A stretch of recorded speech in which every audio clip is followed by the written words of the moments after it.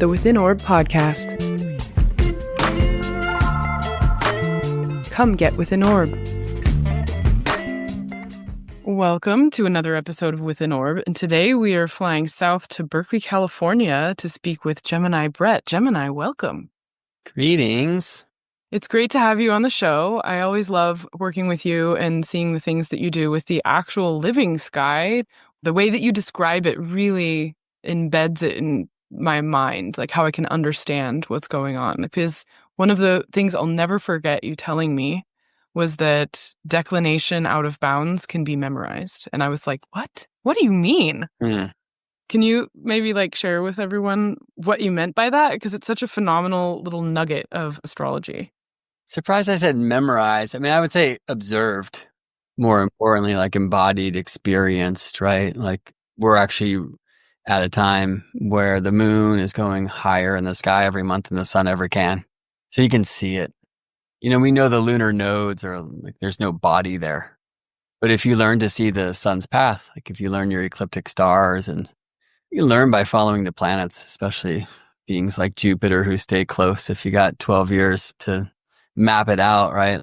Then you can see the moon's nodes because you'll see the moon crossing the sun's path every month. And you start learning when the moon is above or below the sun's path. And in those places where the sun's path itself is far from the equator, that's the tropics, right? So tropical Cancer, Capricorn, especially in those places, the moon can every 18 and a half years go far out, places that the sun couldn't even dream to go. And so it's a very visual experience. And, we have stone circles and other sacred sites around the world that honored this 18.6 year cycle. And there's climatic effects, right? So one thing I love about the lunar standstill and that great cycle is that we have science papers that, from my point of view, are kind of supporting the truth that lunar nodes matter and the tropical zodiac is a thing. Wow. Yeah. And I think what it was that you said was that the moon can never be out of bounds in Aries or Libra. When I was scratching my head, what do you mean? And it was the way I was really discovering the relationship between the ecliptic and the celestial equator. Yeah, right. So that's a nice thing about looking to the out of bounds. And then you have to sort out kind of the way that lunar latitude or its distance from the sun's path adds or subtracts from declination, which is the distance from the equator, right? And it really starts putting your mind's eye in two different reference planes, the equatorial, the rotation of Earth, the plane of the day, I like to say, and then the ecliptic, the plane of the year, our orbital path. So when you start seeing those two and start seeing how they intersect and relate and diverge at the solstices, you really start seeing the very beautiful and very real framework for the tropical zodiac. Awesome. All right. Well, let's get down to books. What was your first astrology book? My first astrology book was the Shamanic Astrology Handbook by Daniel Giamario with Cayelin Castell. I had been encouraged by 3 different people in the same week to have a reading with Daniel. And while I was on the waiting list for a few weeks, I read through the book a couple times. And then Daniel became my first teacher as well. Wow. How did 3 people come at you at the same time with that? That's kind of a sort of interesting confluence of recommendations. Fortunately, by then, I had learned to pay attention to the synchronicities. There might have been a time earlier in my life when that was just a coincidence or whatever. I'm not sure. Sure. But I was in a healing circle where people were connecting to similar practitioners, be it massage or whatever. So on some level, it wasn't that surprising, but that it was all happening there. It was right around my 37th birthday that I just paid attention and haven't looked back. I mean, I started studying with Daniel just a few months later. And okay. So what is in the book? What does the book cover? Shamanic astrology's paradigm is another kind of beautiful, archetypal, but somewhat simplistic, modern approach to astrology that can get you into charts really quick. It's a very different approach than most modern astrology paradigms take. It's less of a nodal focus than a lot of the modern astrologies are, and it's very ascendant and moon oriented. But yeah, it's a beautiful path. And Daniel, like we share a lot of obsessions outside of astrology, like ancient civilizations and stone circles and pyramids and the like, right? Different types of ancient calendar systems, like keeping the lights by looking at the horizon throughout the course of the year and the month and those kinds of things. So yeah, it was really easy to drop in to that space. I mean, I think maybe in a sense I could say Angeles Arrien's The Tarot Handbook. I wouldn't call that an astrology book at all. Right. But, she presents the relationship, at least between the court cards in the decans. And so I think that was the first time where I was exposed to an astrology beyond sun sign, 12 sign, zodiac Sure. stuff. Smaller divisions of the zodiac in a way. Yeah, but it was the Shamanic Astrology Handbook that helped me understand that there's a chart and that I have a moon sign and a rising sign, which are both Gemini, and that, Venus is a thing. And so that just changed everything for me quite quickly. Amazing. So in your life then, would that moment of reading that book be a before and after? Absolutely. Wow. All right. Well, I know you love going to remote places because your celestial photography is another one of your beautiful contributions to the community and the world.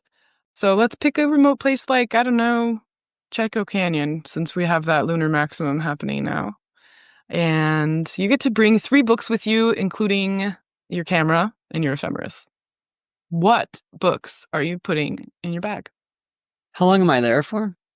That's indeterminate. A lot of people try to bring astrological magical books to get away from the remote place. Because there's a difference if it's like I'm there for life versus I'm there for a month. You know what I mean? Right. And if it's somewhere specific like Chaco Canyon, I'd probably want to bring some of the research that's been done about that site and its archaeoastronomical alignments and the like. I'd like to stumble upon those. Actually, I went there once and I just happened to be camping solo on a solstice. It was a summer solstice. And I was like, fortunately, they had an astronomy event that night. Oh my gosh.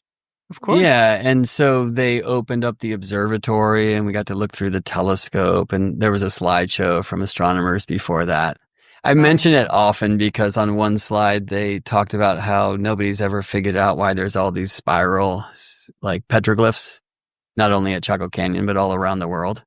And then the next slide was like a star trails time-lapse image of the circumpolar north of all the stars, circling around Polaris. And I was like, I don't know, those 2 images look pretty similar. But that night, I spent time with like the resident astronomer who lives there, which we would hope somebody who's living super remote and at a sacred site has more of an open mind than some of the astronomers of our day. And I just spoke astronomy with him for some time, but he's telling him, it's a shame that I can't go to that wall because it has a winter solstice alignment, as you know. He's like, well, it's summer solstice. Well, winter solstice sunset is summer solstice sunrise, right? He said, yeah, but it's like more importantly, like that's going to be aligned to the galactic center, like in our day and age. And it won't be like this again for 26,000 years. And so you live here. Like you can go see galactic center setting on that line. And he's like, well, what do you mean? Why? And I kind of talked a bunch of astronomy with him. And this is really like one of the things that Daniel Giamario, who was my first teacher, really kind of discovered was that the solstice axis was moving into and now through the Milky Way in our day and age of the 26,000 year-ish great year of precession. And yeah, so it took, 15 minutes for me to kind of lay down the precessional alignment with this astronomer. By the end, he's like, wow, that's amazing. And he's like, how do you know this? I was like, I'm an astrologer, man. That was a nice kind of shocking moment. Yeah, so Chaco Canyon was an interesting place to pick because I have some time there, and there's an interesting thing that happened there, which was that it was abandoned.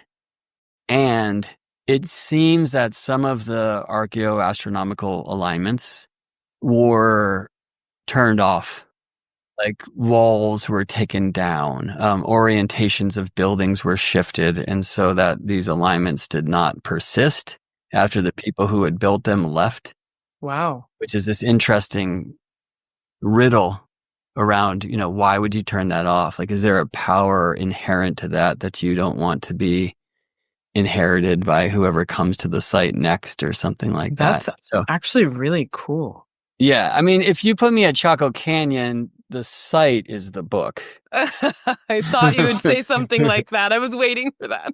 First of all, and any of the ancient sites, like any of these ancient petroglyph sites where, I would just be on the case trying to crack the code with my eyes open in that kind of, awareness, alpha mind state, but also hopefully eyes closed, listening inside, Yeah.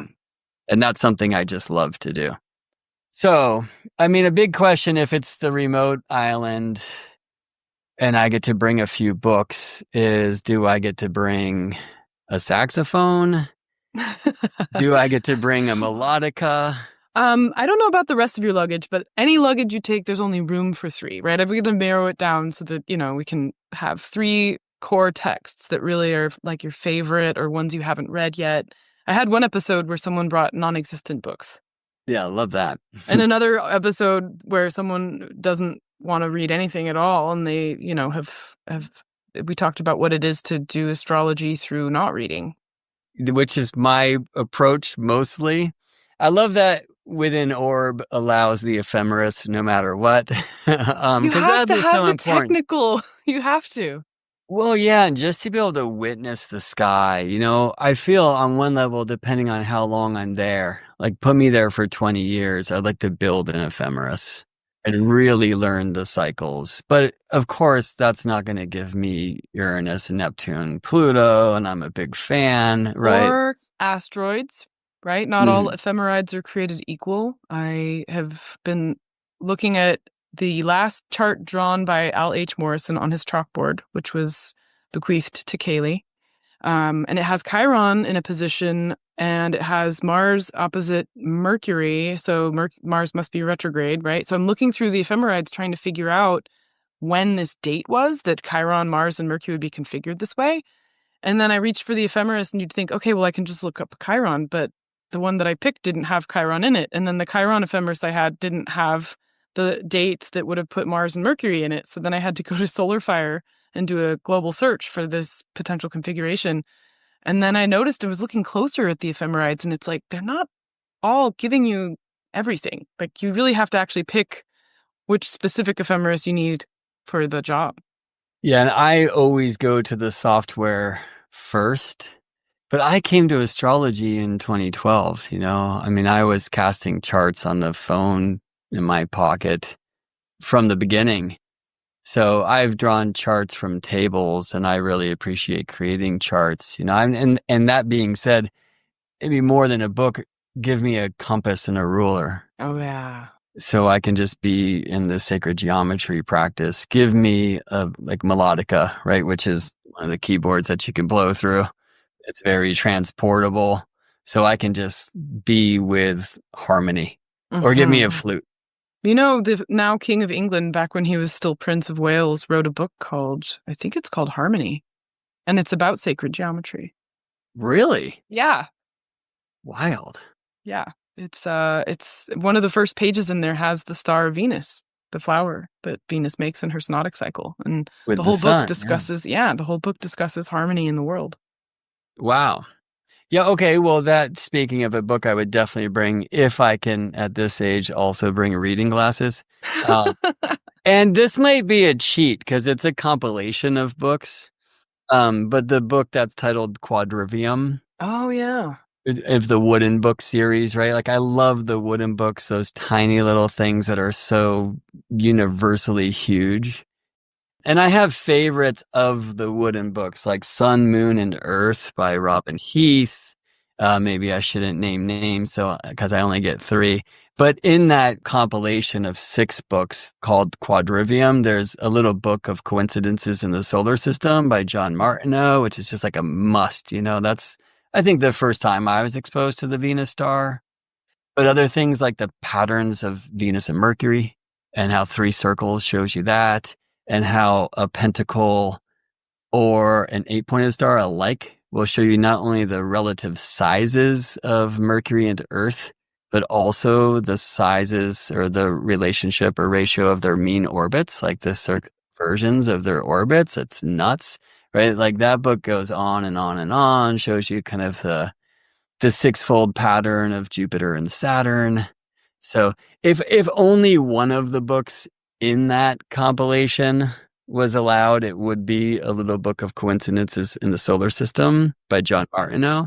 But that book, Quadrivium, also includes Sacred Geometry and Sacred Number by Miranda Lundy.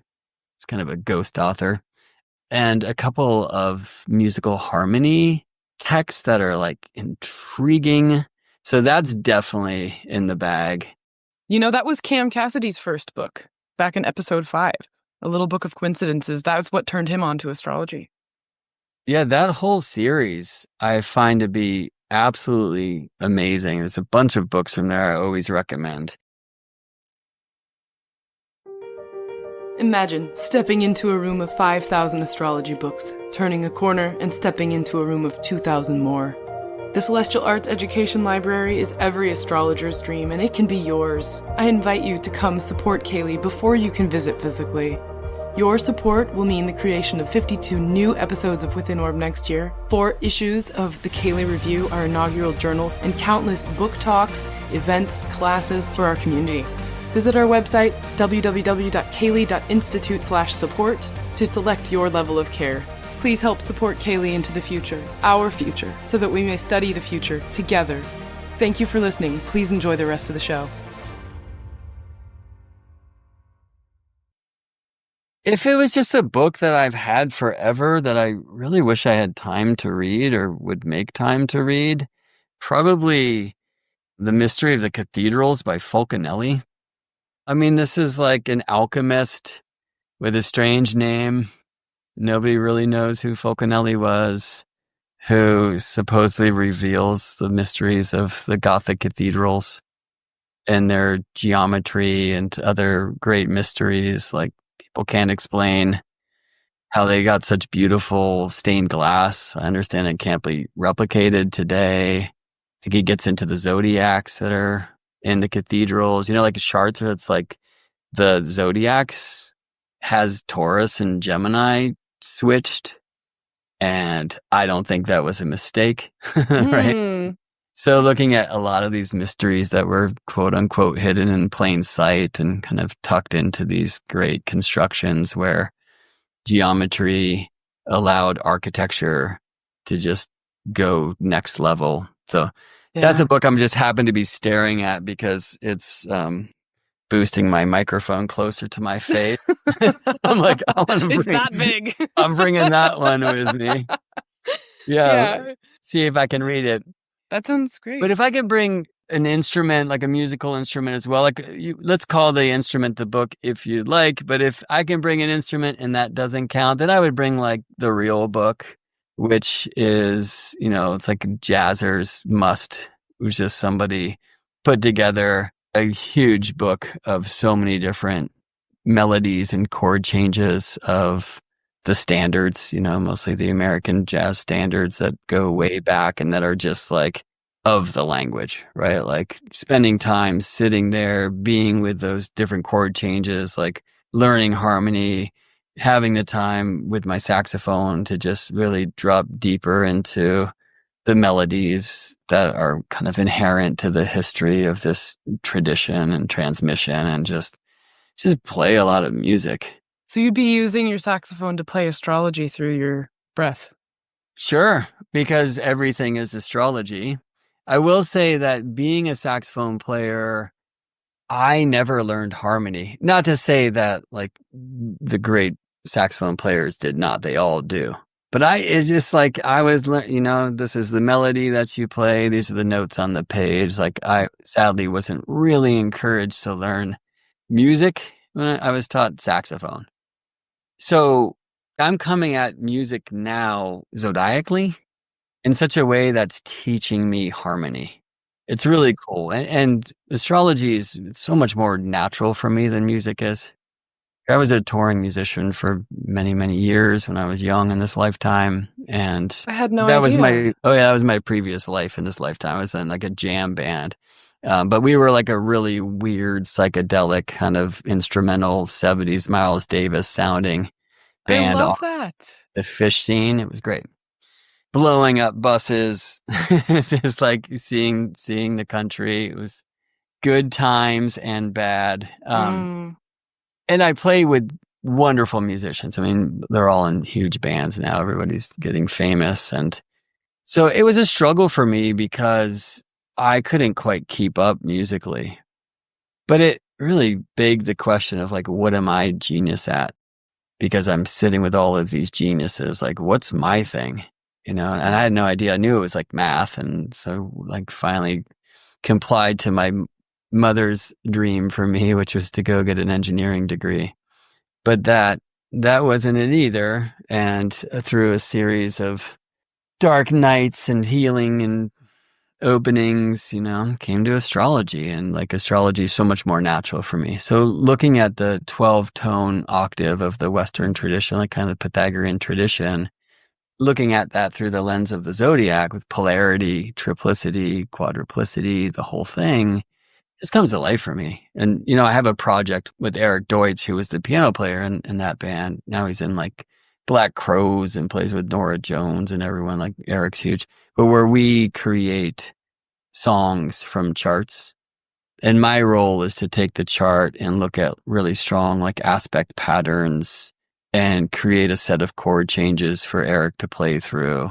And then I write these like symbolic scenes. They feel kind of Sabian symbol-ish, that I'll write kind of a harmonic game for him to play. Let's say there's a T square, which in our map is a musically what we call a diminished triad. And that sounds really tense. And then I'll look for maybe one of these signs in the T square like resolves to a trine. And then we can hear that musically. Right. So this is something I was doing with clients for a time when we just like couldn't get to the story with the words. I'd sit at the piano and I'm like play a few chords that I hear in their chart. And then oftentimes that'll like bring it out. Right. Wow. So I send that to Erik. Erik doesn't know astrology, but then he just improvises like a 12-minute grand piano song. They're all beautiful and unique, and they all have scary parts, like all charts do. and then they resolve got to a beauty. Saturn. Absolutely, right. Love And it. yeah, so I've been learning a lot about harmony in that way, and we're just using a really simple, what's called chromatic map. Chromatic means just like moving up from one note to the next in sequence. So like I map the note A to Aries because A in Aries, and then Taurus would be B flat, and Gemini B, and Cancer C. A little bit different than some systems that have been used before, but also the same because harmony is relative. And then you just really get to hear like the tension of a square and the release of a trine. And all that being said, there's a whole other model that we can use. It's way more aligned with the harmonic series, which I'm entirely obsessed with right now. So like if it was today and you sent me, just give me a monochord, like give me one vibrating string with something that can move to change its pitch like Pythagoras, and let me just go study that and try to learn how to sing some of these things and look at the relationships between one note and another. I'm like just completely obsessed with this as the way that creation creates.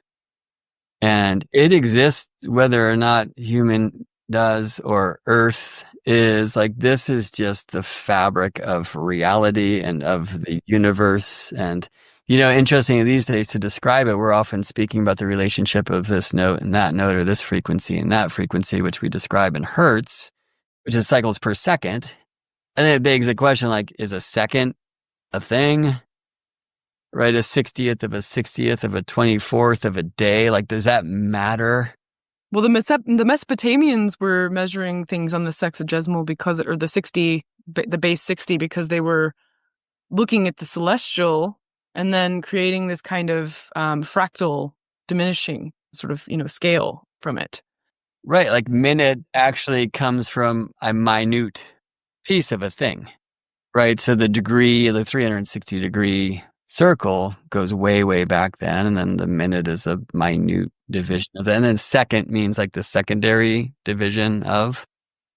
And as you know, Jen, but maybe folks don't, I didn't, like arc seconds, arc minutes of degrees, that goes way back to then, to Avalon at least, right? Which was how we were kind of looking at celestial divisions in the sky and also terrestrial divisions when folks were starting to make the maps and stuff. Like we didn't have minutes and second of time until like way late in the game, like, when we had the ability to precisely or more precisely divide an hour into bits. Like the Egyptians, I think, had like halves, quarters of hours, but like minutes, like we didn't have anything that was precise enough to, I wouldn't say to care. Like I'm sure we cared, but you couldn't do it. Right. So yeah, the seconds kind of new. But when you're looking at like the relationship of a frequency to another, it doesn't matter the units you're using or how you're describing it, right? Like one's twice as much as the other thing, or one's 3/2 as much as the other thing. And like, this is how the world works. And a cool thing that when you get into this study, is that you find that it describes a system of 12ness. Another sister tradition of ours, which is the geometry, or people prefer to hear sacred geometry so they don't have flashbacks to high school math class or whatever. You can just see 12ness. You can see it in the seed of life. There's a reason why it's not arbitrary, why Western harmony, as we call it, divides the octave into 12 sections. The way we do it now is like a bit unnatural. But yeah, that, I mean, if it was today and you send me out there, like send me with a musical instrument and give me the time to just go there. All right. So it's not books now. It's going to be a ruler, a compass, and an instrument. Yeah.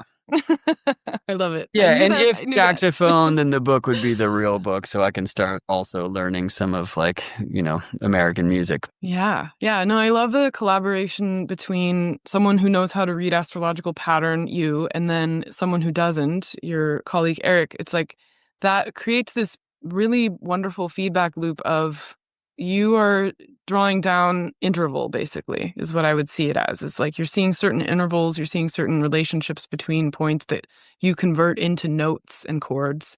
And then someone who's receiving that from you takes that one step further and iterates it into a composition that's based on this identification of astronomical astrological interval. And then it becomes sonically beautiful or like legible. Can you say that? Sonically legible? I think you can. You just did it. It sounded poetic and beautiful. Yeah, and then somebody gets to experience their chart in a way that's more distant from the mind. Yeah, it's like you started this episode, it's very embodied. Hearing that sound, because of the vibrational resonance with the chart itself and those intervals being expressed on a different genre or medium, it's like there is still that recognition. The same kind of thing when two people's charts progress into each other and they happen to meet. Mm-hmm. Oftentimes it gets described sort of in a pedestrian way as falling in love, but it's not that. It's this, there's a recognition of vibrational sameness where it's like, you know me, you're thinking my thoughts. There's a wonderful example. I think it's in tertiary progressions, maybe minor progressions, but I believe tertiary progressions when John Lennon's chart progressed into Paul McCartney's. And they're born in the same place in Liverpool, right? So you can even get, well, I don't know if it's working with the angles, but basically when you get to that day of Paul's birth from John's birth, it's right when their first hit came out. I love examples like that. Yeah. I think it's on the secondaries, but Taylor Swift and her new fiance met when their charts were direct and converse progressing into the same chart. Oh, right. So they each became from one direction or the other their Davidson chart? No, they became each other. They actually progressed into each other. But yeah, I hear what you're also saying, and that also matters. That is a significant contact point as well. It's one of my pet projects of studying. But back to the music, the thing is like if you're showing the resonances and you're giving a sonic landscape that someone can perceive on that level, they are feeling themselves if it's their chart, right? They're able to actually recognize something nonverbal, inherent, but there. Some of my favorite sessions is then doing a follow-up session with somebody who's danced to their song a bit. And they're asking, hey, what's up with this part? And I'll first ask them why. Like, why did you write, oh, a little girl leaves a scary sermon at a church and hangs out with the river spirits in the woods, right? Those are like the kinds of things that I'll write. Okay, I need the Gemini Brett Brett degree symbol system. I need that before you leave well, the they're planet. just random, I mean, I'm really just engaging with the chart. There's like typical things I'll do where I'm going from a square to a trine because I'm just really trying to build opportunities for tension and release for Erik to play. And that helps me actually address a chart in a very different way. I have like different eyes on a chart when I'm working with it for this project than when I am just in a counseling session. They're starting to come together, those two different approaches though for me. But yeah, I've, send him this kind of random symbol. There's a few I've gone back to. And, sometimes people tell me, well, that happened in my life. Or somebody will say, like, my mom's like really worried about why you said this thing about somebody having a UFO experience in the woods. She never had that. I was like, I'm just trying to convey like kind of mood to help the musician, So I encourage people, especially when they buy them for gifts for others, to not necessarily share the production notes. But for people who have been there, like I have had this weird feedback of like, that was totally a thing in my life, which I know won't surprise you, but it still shocks me, right? But yeah, to do follow-up sessions with people, and then we can listen to that bit together, and they might share, what comes up for them when they're hearing it. And then I'll point to the place in the chart that inspired that, for the astrologically illiterate, I'm actually writing this like symbolic scene, and I'm saying like from this, fixed grand cross to this, trine figure, whatever. And so if you know your chart and you're astrologically literate, you can see what part of your chart I'm making into musical harmony for Erik to play. And then you can see like the corresponding chords because that's what I'm writing for him. But you're not going to know unless you can really hear music, like where that happened in the song. We don't have like minute marks or anything right. like that. So I'll go through songs with people and just find that. And then it opens up the chart in this really cool way. Amazing. It was born out of, I had a client, I used to do recordings for people when I first started.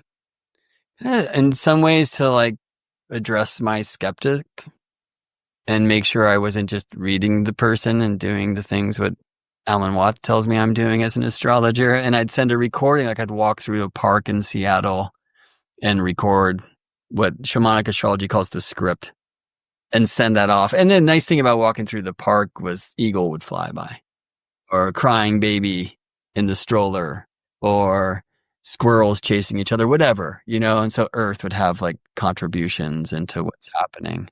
And it was cool to get feedback of, wow, it sounds like you like know me or whatever, like really helped me not only become more proficient with reading charts and to do it in a more like a storytelling way, which is what I prefer, but to like address my inner skeptic. So I did a recording for twins, newborns, for their mothers. And they called me because there was another child coming and asked me to do a recording. And I was currently in an existential crisis around whether or not we should be doing astrology for kids. And if so, I'm not doing it right. And I'm saying too much and all the things, And so I just sent them the song. Oh. And I was like, well, we're going to start doing that now. But Erik and I, at Ursula Stockter's place in Mexico City, which is where Erik's living now, we were able to do this live and talk about, how we're getting from the one to the other. We actually worked on Ursula's chart, and I had Erik staring at one of Ursula's beautiful oil paintings while he was playing. I was like, play that and play this. And I was like live kind of giving him games to play. And I'm really hoping that at some point he and I can tour it a little bit and give people Yeah. kind of experience, and then just have him play like a house concert. He's so amazing. Yeah, we'll have to have you guys come to CAELi. That would be amazing, and we would love to. All Yeah. right. So if someone comes to you and says, I really want to learn astrology, I usually ask my guests, what book do you put in their hands? So I'm going to leave it a little more open, but if you do have a book that you would want someone to check out, what would it be? Why are you learning astrology? What do you want to do with it? Where are you at now? Right? There's so many different questions. So I have a hard time saying just go here or there. I do recommend the Shamanic Astrology Handbook because I feel like it presents the archetypes of the 12 signs in a very beautifully balanced way that's attempting to reclaim some of the ancient kind of matriarchal essence of signs. And so Capricorn, for example, isn't just some corporate CEO, it's the stone circle builders and the circle of grandmothers. Lovely. And Virgo isn't some obsessive compulsive critic, it's the priestess, like I really appreciate that. And so that's a book that I often recommend for folks, though I'm approaching astrology in a very different way than I did when I first began in that paradigm's approach. I've gravitated more towards classical astrology these days. There's a book by Alice O'Howell, with which, of course, you are familiar, called The Heavens Declare. Yeah. And it was, as you know, Dr. Zahrt, Alice O'Howell's second astrology book, the first being Jungian Archetypes in Astrology, which are a compilation of handwritten letters to a friend of hers who was a Jungian analyst that was becoming interested in astrology. But the second book, the follow-up book, The Heavens Declare, I actually don't love it for the purpose of the book, which is a third part of the book around the turning of the ages and moving from the age of Pisces to Aquarius, etc. But the first two parts of the book, I feel like present a really beautiful, poetic and deep transmission of elements and modalities and polarity in such a way that really kind of sings to my heart. And it's a book that I'd love to read again and to make sure I still feel that way. But it's one I often recommend to folks. But where I like to start with people, if they want to start there, is with the compass and the square. And we will learn to see how 1, then 2, then 3, then 4, then 5, then 6, then 7 circles, or 6 around 1, the seed of life, births the zodiac. But don't just jump to that conclusion. Like, we start with the circle. And why do we say it's the circle of spirit? Like really being in that space before we flip the page. Why the crescent of soul? I drew so many bad crescents in my day before I realized that it's 2 circles that make a crescent. And for me, experiencing that, like kind of accidentally drawing that, taught me more astrology than any book ever has in regards to what the sun and the moon are. And like, my religion is born at the launch pad, I like to say, of sacred geometry, as much as it is in my experience of the night sky. So yeah, if it was a mystery school of mine, we'd be learning the harmonies. We'd be really deeply studying creation through the act of creating at the launch pad and working the geometries. And we'd be out with the night sky and just in the wonder and the awe of it all. And to just resist the memorize, regurgitate, rinse, and repeat type of schooling I received. And it was like this back in the day, right? We would study our sister sciences of number in time, frequency, which is harmony, number in space, geometry, and number in space and time, which is the astronomy, before we would get into the astrology in a sense. But I always like to say astrology is actually the rainbow bridge between the measurable, which is astronomy, and the immeasurable, which is correspondences. Right? Just as like harmony, for me, these are subjective terms, but it's the bridge between noise and sound. Where noise is like the thing, it vibrates the medium and all that, but sound is your experience of it.